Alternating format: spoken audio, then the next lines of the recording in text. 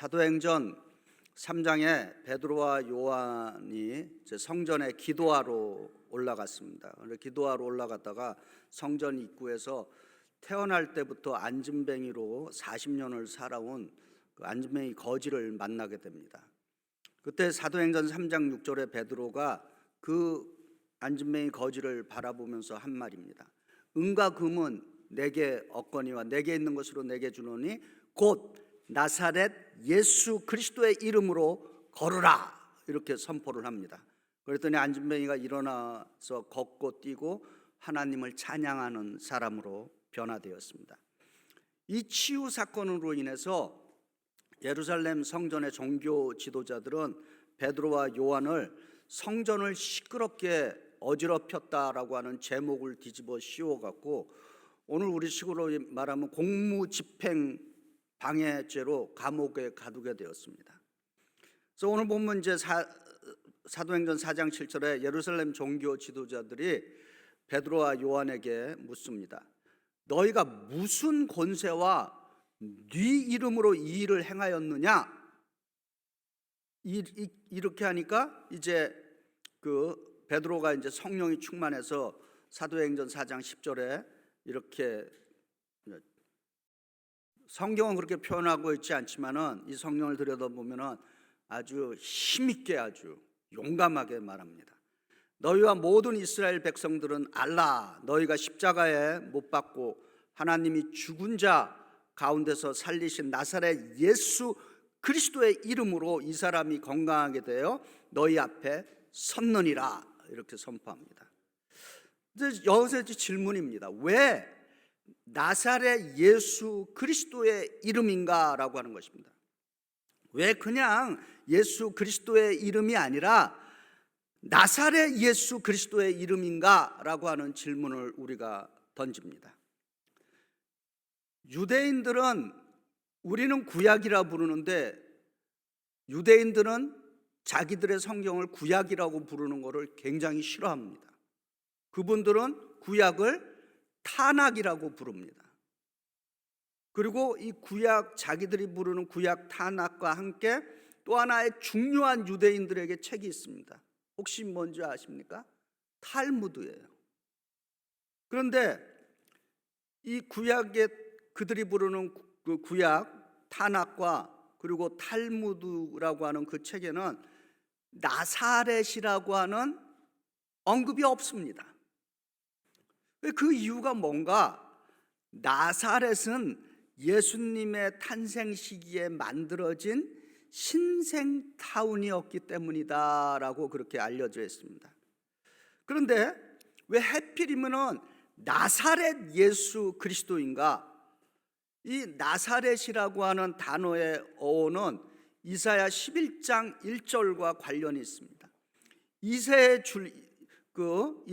11장 1절에 이새의 줄기에서 싹이 나며 그 뿌리에서 한 가지가 나서 결실할 것이요, 이렇게 증거합니다. 여기서 싹이라고 하는 말, 영어로는 수트라고 그러고 가지라고 하는 거, 브랜치, 이 히브리어로 어떻게 읽느냐, 이거를 나체르라고 이렇게 읽는다고 합니다. 나체르, 나체르라고 하는 이 단어에서 나사렛이라고 하는 그 히브리의 그 어근이 거기에 뿌리가 있다라고 하는 것입니다. 그래서 예수님을 나사렛 예수 그리스도라고 이렇게 부를 때 나사렛 예수는 나체르, 메시아와 그리스도는 같은 말이죠. 메시아는 히브리어로 메시아라고 그러고 이 메시아를 그리스어로 그리스도라고 부르는 것입니다. 그래서 메시아와 그리스도를 혼돈해서는 안 되는 거죠. 같은 말인, 같은 단어인데 다른 언어로 그렇게 부르는 것입니다. 그러나 어쨌든 그 뜻은 무엇인가? 그것은 기름 부음 받은 자라고 하는 것입니다. The anointed one.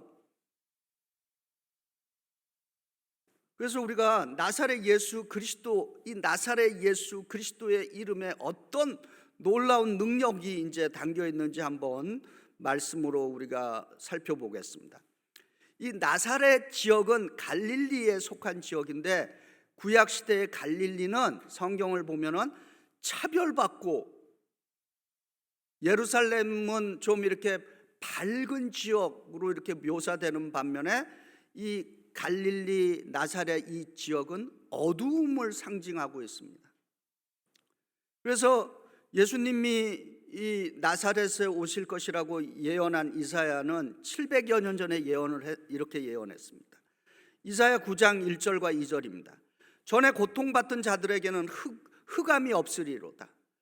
옛적에는 여호와께서 스불론 땅과 납달라 땅이 멸시를 당하게 하셨더니, 후에는 해변길과 요단 저쪽 이방의 갈릴리를 영화롭게 하셨느니라. 흑암에 행하던 백성이 큰 빛을 보고 사망의 그늘진 땅에 거하던 자에게 빛이 비치도다. 아멘. 그리고 또 이제 예수님 시대에도 이 나사렛은 차별받는 지역이라고 하는 것을 요한복음 1장 46절에 나다니엘이라고 하는 인물을 통해서 표현되고 있습니다. 나다니엘이 이렇게 말합니다. 나사렛에서 무슨 선한 것이 날 수 있느냐? 그랬더니 빌립이 말하기를 와서 보라, 이렇게 증거하고 있습니다. 또 성경의 복음서에 더러운 귀신, 악한 영들도 예수님을 부를 때 나사렛 예수여 이렇게 부르고 있습니다. 그 마가복음 1장 21절과 23절에 이렇게 증거합니다. 마침 그들의 회당에 더러운 귀신 들린 사람이 있어 소리질러 이르되 나사렛 예수여, 우리가 당신과 무슨 상관이 있나이까? 우리를 멸하러 왔나이까? 나는 당신이 누구인 줄 아노니 하나님의 거룩한 자니이다. 예수께서 꾸짖어 이르시되 잠잠하고 그 사람에게서 나오라, 이렇게 증거하고 있습니다. 사도 바울이 사울일 때 예수님을 다메섹에서 만났을 때 사울의 질문과 예수님의 대답에서도 나사렛을 얘기하고 있습니다. 사도행전 22장 8절입니다. 사울이 대답하여 주님 누구시니까 하니 이르시되 나는 내가 박해하는 나사렛 예수라, 이렇게 증거하고 있습니다. 또한 예수님이 십자가에 못 박혔을 때 예수님 십자가 위에 적힌 명패도 나사렛 예수라고 적음으로써 예수님이 메시아임을 증거하고 있는 것입니다. 요한복음 19장 19절에 빌라도가 패를 써서 십자가 위에 붙이니 나사렛 예수 유대인의 왕이라 기록하였더라, 이렇게 증거하고 있습니다. 지금 나사렛 예수 그리스도라는 이름은 지금 인용되는 몇 가지 성경 구절을 통해서 나사렛 예수 그리스도가 주시는 놀라운 파워가 있다라고 하는 것을 지금 증거하고 있습니다. 그럼 나사렛 예수 그리스도가 주시는 이 놀라운 파워, 어떤 것들이 있느냐, 한 3가지 정도로만 말씀드립니다. 여러분들은 성경을 더 읽으시면 더 많은 것들을 찾아낼 수 있습니다. 첫 번째로 나사렛 예수 그리스도의 이름은 정신, 육체, 영적인 질병을 치유하는 능력이 있습니다. 사도행전 4장 10절에 오늘 본문에 이렇게 증거합니다. 너희와 모든 이스라엘 백성들은 알라. 너희가 십자가에 못 박고 하나님이 죽은 자 가운데서 살리신 나사렛 예수 그리스도의 이름으로 이 사람이 건강하게 되어 너희 앞에 섰느니라. 아멘. 이 시간에 저도 가끔 금요기도 시간에는 굉장히 많이 명하는 기도를 드리지만은 한번 여러분 그 간구하는 피티션, 주여 도와주세요, 뭐 이런 굉장히 중요합니다. 그러나 그거 말고 때때로 강력하게 나사렛 예수 그리스도의 이름으로 명할 수 있는 기도의 능력을 가져야 되는 것입니다. 그래서 이 시간에 한번 혹시라도 아프신 분들, 그 아픈 부위에 손을 얹고, 그 아프지 않으신 분들은 인생의 어려움들이 있을 거 아닙니까? 그러면 지금 저와 함께 여러분 각자에게 저는 저대로 하고 여러분은 여러분대로 한번 아프신 분들은 아픈 부위에 손을 얹고, 저는 제 가슴에 손을 얹고, 우리 한번 같이 명해 봅니다. 나사렛 예수 그리스도의 이름으로 명하노니 나의 질병은 떠나갈지어다. 나사렛 예수 그리스도의 이름으로 명하노니 내 앞을 가로막는 장애물은 형통하게 될지어다. 아멘. 좀 이렇게 기도를 해보시기 바랍니다. 이것은 우리가 만들어낸 것이 아니라 예수님의 제자들이 놀라운 일을 행할 때마다 나사렛 예수의 이름으로 선포했기 때문인 것입니다. 예수의 제자들이라고 우리가 믿는다면 제자들은 뭐 하는 사람들입니까? 스승이 했던 일들을 할 수 있는 사람들이 제자인 것입니다. 그래서 나사렛 예수의 이름으로 선포하는 것에 대해서 주저하지 마시기 바랍니다. 그냥 되는 것이 아닙니다. 훈련으로 되는 것입니다. 그래서 어느 순간에 자기도 모르게 기도할 때 하나님 날 불쌍히 여기서, 이런 기도 좋습니다. 그러나 때때로는 강력하게 나사렛 예수의 이름으로 명하노니 사단은 물러갈지어다, 이렇게 용기 있게 기도할 수 있어야 하는 것입니다. 두 번째로 나사렛 예수 그리스도의 이름으로 인생이 변화되는 능력이 있습니다. 사울이 바울로 변화가 된 것은 나사렛 예수 그리스도를 만났기 때문입니다. 예수를 박해하던 인물인 사울이 바울로 변화되어 한 고백입니다. 사도행전 20장 24절은 전 세계에 선교하시는 선교사님들 넘버원, 그 영어로 말하면 페이버릿 성경 구절입니다. 가장 좋아하는 성경 구절, 저도 좋아합니다. 사도행전 20장 24절입니다.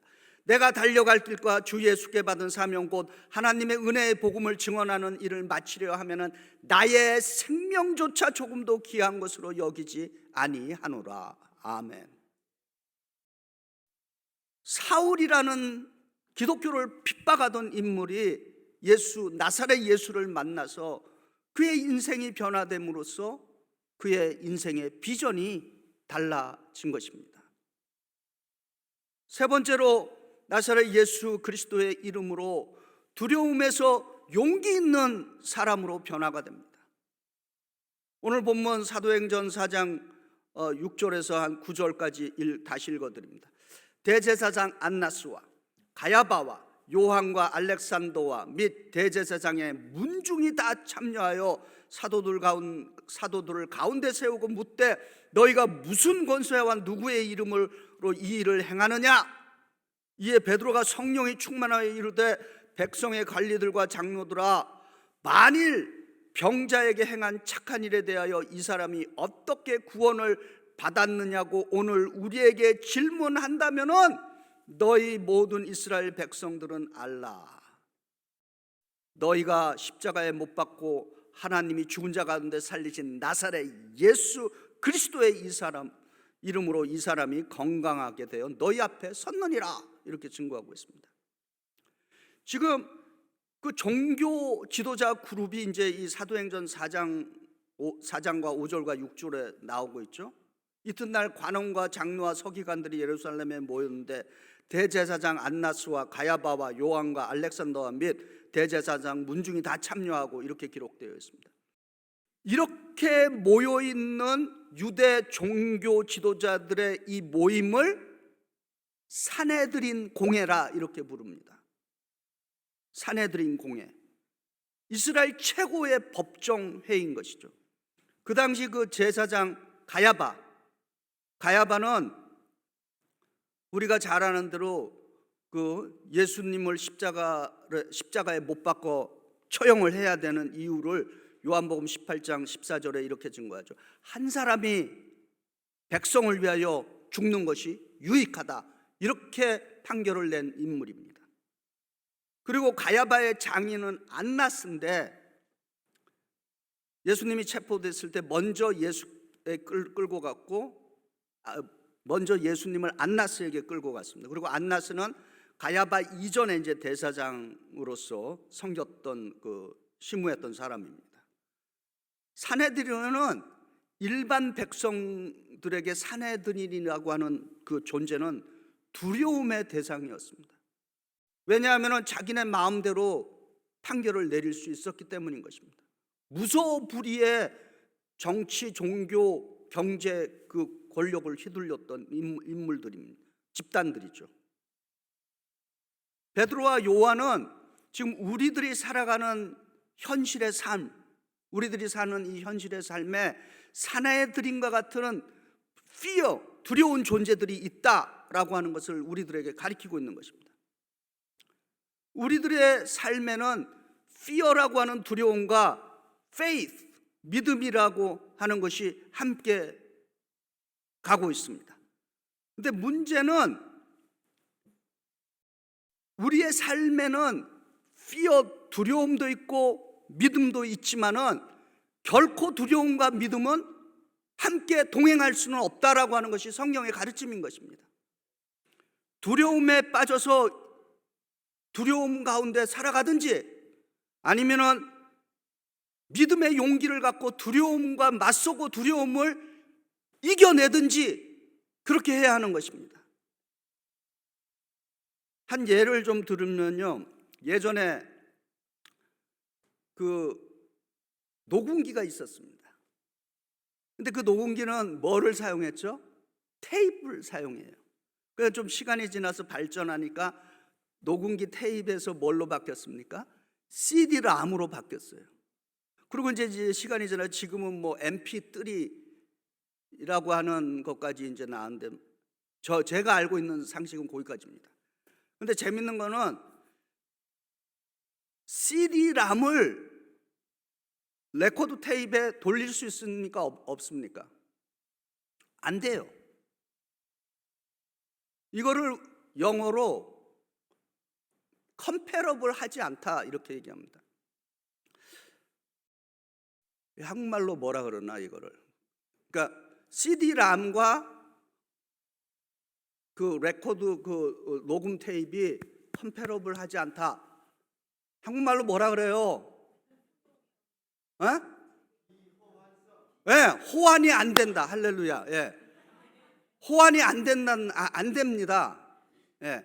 마찬가지로 현실 생활에서 믿음과 두려움은 함께 공존하지만은 그 둘은 호환이 안 되는 것입니다. 함께 할 수 없는 것이에요. 그래서 우리는 두려움에 빠져 살든지 아니면은 이 두려움을 믿음으로 극복해 가든지 해야 하는 것입니다. 베드로가 믿음이 적을 때는 두려움에 굴복했던 인물입니다. 자기의 주인이시고 구세주이신 예수 그리스도를 저주하고 모른다고 부인한 인물인 것입니다. 그런데 예수를 부활 이후에 예수님 만난 후에 예수로부터 성령의 능력이 그에게 임한 후에는 완전히 다른 사람으로 바뀌었던 것입니다. 그래서 그날 이제 감옥에서 이제 풀려났습니다. 그리고 베드로와 요한이 다른 제자들이 이제 사도행전 4장 29절에 우리가 읽지는 않았지만 이렇게 증거합니다. 주여, 이제도 그들의 위협함을 굽어 보시옵고. 그들이 위협하고 있는 건 현실인 거죠. 또 종들로 하여금은 담대히 하나님의 말씀을 전하게 하여 주시옵소서 이렇게 증거하고 있습니다. 지금 여기서 예수 그리스도의 제자들은 두려움을 피할 수 있게 기도하는 것이 아니라 현실에서 두려움에 맞설 수 있고 이길 수 있는 더 큰 믿음을 달라라고 기도하고 있는 것입니다. 베드로와 요한처럼 저희들도 나사렛 예수 그리스도의 이름으로 선포하면은 우리를 가로막는 어둠의 빛이 비치고 죽음의 땅이 생명의 빛으로 변화되는 그 힘이 있다라고 하는 것을 증거하는 것입니다. 이제 베드로는 제사장들 중에 그 자리에 모인 중심 인물들에게 복음을 전할 기회가 흔치 않겠다라고 판단을 했는지 조금도 위축됨이 없이 사도행전 4장 12절에 이렇게 증거합니다. 다른 이로서는 구원을 얻을 수 없나니 천하 인간에게 구원을 얻을 만한 다른 이름을 우리에게 주신 일이 없음이니라. 아멘. 그러니까 예수 그리스도가 유일한 구세주라고 하는 것을 단호하게 선포하고 있습니다. 사실 이 한 구절이 지금 다양한 종교들과 함께 살아가는 이 시대에 많은 사람들에게 증오, 혐오를 불러일으키는 그러한 죄송합니다. 그러한 구절이 되고 있습니다. 이 구절은 종교 혼합주의와 종교 다원주의를 살고 있는 우리가 종교 혼합주의와 종교 다원주의를 합해서 포스트 모던이라고 그렇게 부릅니다. 그런데 이 구절은 사람들에게 우리 기독교가 독단적이고 사회에 해를 끼치고 있다 이렇게 공격을 받고 있습니다. 우리 성경에서 하나님께서 미워하는 게 뭐냐? 종교 혼합주의입니다. 종교 혼합주의와 종교 다원주의는 무슨 차이가 있느냐? 쉽게 설명하면 이렇습니다. 종교 혼합주의는 음식에 비유하면 잡탕에 가까운 것이죠. 잡탕이죠. 그러니까 이런 거예요. 누가 종교 혼합주의냐? 오늘 주일날 예배 여기서 잘 드리고 이게 뭐가 조금 찜찜한데 그러고는 곧장 또 절로 뛰어가는 사람, 그거 종교 혼합인 것입니다. 그렇게 하면 안 되는 것이에요. 그럼 종교 다원주의는 뭐냐? 종교 다원주의는 우리가 살아가는 현실에 불교도 있고 이슬람도 있고 힌두교도 있고 우리 기독교가 있는 것입니다. 그 있는 자체를 다 인정을 하는 것이에요. 그러면서 뭐를 얘기하는 거냐? 서로 싸우지 말자는 것이죠. 내 종교 간섭하지 말고 네 종교나 잘 믿으라. 이제 그런 게 쉽게 얘기하면 종교 다원주의입니다. 그래서 우리는 이것은 인정을 해야 되는 거예요. 우리는 다양한 종교인들과 함께 살아가고 있다라고 하는 것을 인정해야 합니다. 그러나 이제 문제는 뭐냐? 우리에게 도전이 되는 것이죠. 예수 그리스도께서 우리에게 지상 최대의 사명을 주셨습니다. 마태복음 28장 18절부터 20절 말씀은 땅끝까지 이르러 내 증인이 되라 이렇게 말씀해 주셨습니다. 그럼 어떻게 살아가는 것이 종교다원주의 시대에 나사렛 예수 그리스도는 우리의 구세주입니다 라고 하는 증인으로 살 수 있겠느냐라고 하는 것입니다.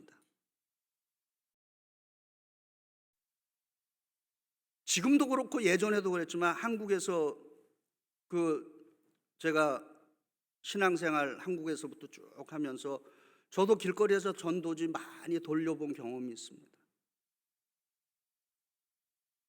처음에 전도지 돌릴 때는 얼마나 떨리고 두려웠는지 손을 벌벌벌 떨면서 그렇게 훈련받았어요. 그런 시대에도 어떤 특정한 사람들이 있었냐면 메가폰에다가 막 그 시뻘겋게 해갖고는 불신 지옥 예수 천국, 기독교를 그렇게 혐오스럽고 품위 없게 예수를 증거해서는 안 되는 것입니다. 우리가 진정으로 나사렛 예수 그리스도가 우리에게 유일한 구세주라면은 우리는 타인들에게 그들을 존중하는 마음으로 예수님을 증거해야 하는 것입니다. 혹시 우리들 가운데 예수 믿지 않는 사람들 혹은 타종교인들에게 예수를 증거할 기회가 생긴다면은 베드로전서 3장 15절을 기억해 보시기 바랍니다. 베드로전서 3장 15절은 우리들이 어떻게 예수님이 나사렛 예수 그리스도가 우리의 유일한 구세주인가를 증거할 수 있는 구체적인 방법을 제시하고 있습니다. 이렇게 증거합니다.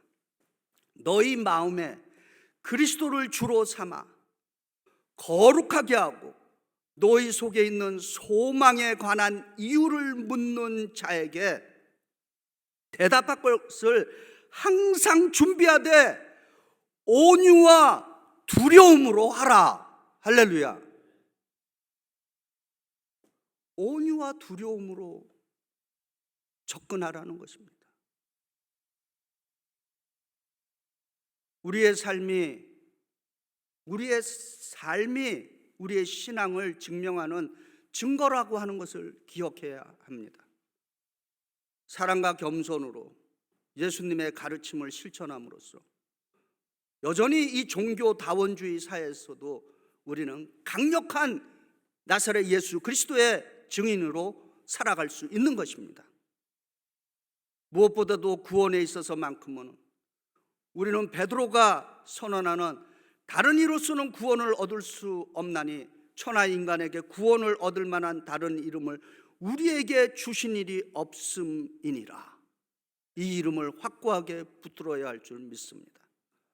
우리 각자는 fear, 두려움이라고 하는 냉혹한 현실에서 믿음 생활하고 있는 사람들인 것입니다. 우리는 두려운 현실 속에서도 담대하게 예배와 또 우리의 말과 또 우리의 삶의 실천인 이웃사랑의 모습으로 나사렛 예수 그리스도의 증인이 되어야 할 줄 믿습니다. 종교 혼합주의와 종교다원주의 세상에서 우리들은 여전히 나사렛 예수 그리스도는 우주의 구세주, 인류의 구세주, 우리의 구세주, 나의 구세주임을 예배와 일상의 삶을 통해서 증언하시는 용기 있는 믿음의 그리스도인들이 되시기를 나사렛 예수 그리스도의 이름으로 축원드립니다.